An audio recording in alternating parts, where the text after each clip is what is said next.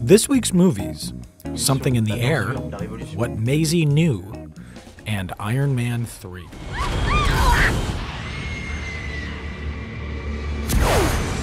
How many in the air? 13, sir. How many can I carry? 4, sir. Iron Man 3 is the third installment of the Iron Man franchise and the seventh installment of the Marvel Cinematic Universe. In her review, MANOHLA writes, "The film at once invokes September 11th and dodges it, and it does so with a wink and a smile.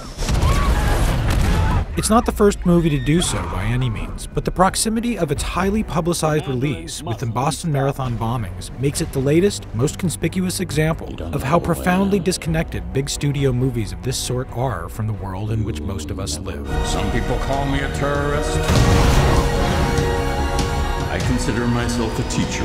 The point is that if films like Iron Man 3 are to be worthy of the legacy of a Hollywood that comforted and cheered Americans through world wars and bleak times, they should take on the tough issues, not just exploit them.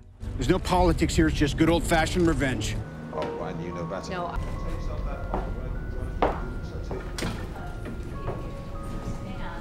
You're not capable of taking care of a child.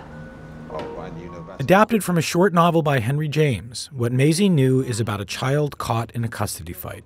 In his review, A.O. Scott writes, "The film lays waste to the comforting dogma that children are naturally resilient and that our casual, unthinking cruelty to them can be answered by guilty and belated displays of affection.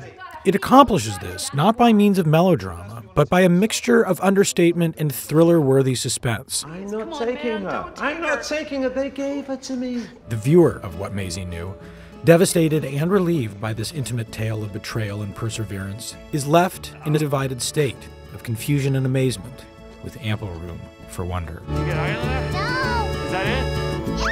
I think you can get higher. La politique c'est pas un jeu. Si on se base pour la classe ouvrière, pour des gens pauvres, isolés, dépourvus de moyens d'action, qui sont exploités par le système. Something in the Air is directed by Olivier Assayas and is about a group of young people living amid the political turmoil of France in the early 1970s. In his review, A.O. Scott writes, "It is very easy in retrospect to mock the young idealists and to recoil in disgust at their acts of vandalism and brutality. But Mr. Assayas, without fully embracing the romantic and dangerous naivete of his characters, nonetheless spares them the condescension of hindsight.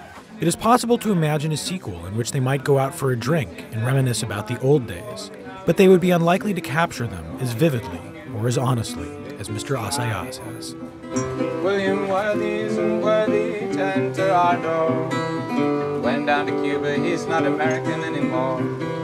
Somehow it is strange to hear the State Department say, "You're living in the free world he must stay."